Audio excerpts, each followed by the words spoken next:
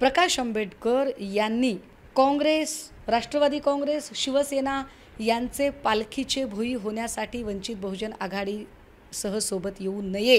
त्यांनी सोबत येताना या तीन पक्षांचे पालखीचे भुई म्हणून येण्यापेक्षा विश्वरत्न डॉक्टर बाबासाहेब आंबेडकरांनी संविधान जे अत्यंत कष्टाने निर्माण केलेलं आहे आणि मनुवादाच्या विचारधारेच्या विरोधातली जी भूमिका घेतलेली आहे त्या भूमिकेचे पाईक म्हणून त्यांनी सोबत यावं ही आमची अपेक्षा आहे। आजही आमचा त्यांच्यासाठी मैत्रीचा आणि सहकार्याचा हात पुढे आहे।